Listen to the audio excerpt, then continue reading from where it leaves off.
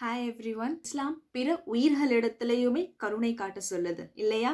உணவுக்காக ஒரு உயிர்களை கொல்லும் பொழுது அவங்க சில ஃபார்மாலிட்டிஸ் வச்சிருப்பாங்க. அதாவது பிஸ்மில்லா இர்ரஹ்மான் இர்ரஹீம் சொல்லிட்டு அதுக்கப்புறம் இயன்ற அளவுக்கு, அதாவது உணவுக்காக நம்ம கொல்றோம் அப்படின்ற பட்சத்தில் இயன்ற அளவுக்கு அந்த பிற உயிர்களுக்கு துன்பம் இழைக்காம ரொம்ப ஜென்டலாக தான் அந்த உயிர்களை கொல்லுவாங்க இல்லையா?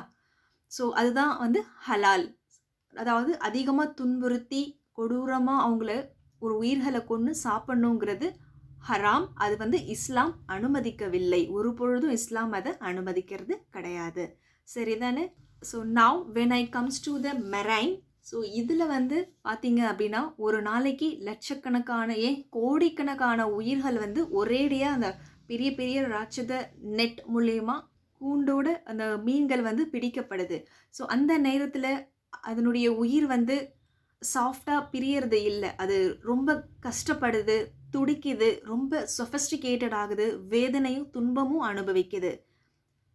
அது தண்ணி இல்லாமல் மூச்சு திணறி 10-15 நிமிஷத்துக்கு அப்புறம் தான் மீன்கள் பெரும்பாலும் இறக்குது. ஸோ என்னுடைய கருத்து என்ன அப்படின்னா, நபிகள் நாயகம் உணவுக்காக எந்த ஒரு உயிரையும் கொல்றதாக இருந்தால் இயன்ற அளவுக்கு நம்ம துன்பம் கொடுக்காம உணவுக்காக நம்ம எடுத்துக்கணும் அப்படின்னு சொல்லியிருக்காரு. ஸோ இந்த வகையில் மீன்கள் எப்படி ஹலால் ஆக முடியும் அப்படிங்கிறது தான் என்னுடைய கருத்து.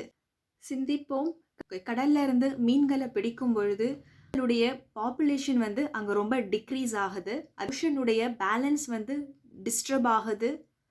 ஃபிஷிங் பண்ணுறதுக்காக பெரிய பெரிய அந்த போட், அந்த ஷிப்பில் நிறைய ஆயில் லீக் ஆகுது. அது ஓஷன் நிறைய இம்பேக்ட் ஆகுது. பெரிய பெரிய வலைகளை விரிக்கும் பொழுது அதில் மீன்கள் மட்டும் இல்லாமல் மற்ற உயிரினங்களும் அதில் மாட்டிக்கிட்டு அதுவும் தேவையில்லாமல் உயிர்களை இழக்கிறதுக்கான அபாயம் நிறையவே ஏற்படுது.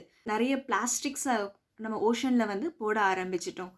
இதனால் கிளைமேட் சேஞ்சஸ்க்குமே நிறைய வாய்ப்புகள் இருக்குது. ஒரு ரிலீஜியஸின் அடிப்படையில் பார்த்தாலுமே சரி, இல்லை ஒரு என்விரான்மெண்டல் இம்பேக்ட்னு பார்த்தாலுமே சரி, ஸோ ரெண்டுத்துலேயுமே எஃபெக்ட் ஆகக்கூடியது நேச்சரும் பிற உயிர்களும், அதாவது மீன்களும் கடல் சார்ந்த வாழக்கூடிய அந்த உயிர்களும். ஸோ இப்போது சாய்ஸ் நம்மளுடையது தான். சிந்திப்போம். நபிகள் நாயகமும் சொன்ன கருணையின் அடிப்படையில் வாழ்வோம். நன்றி.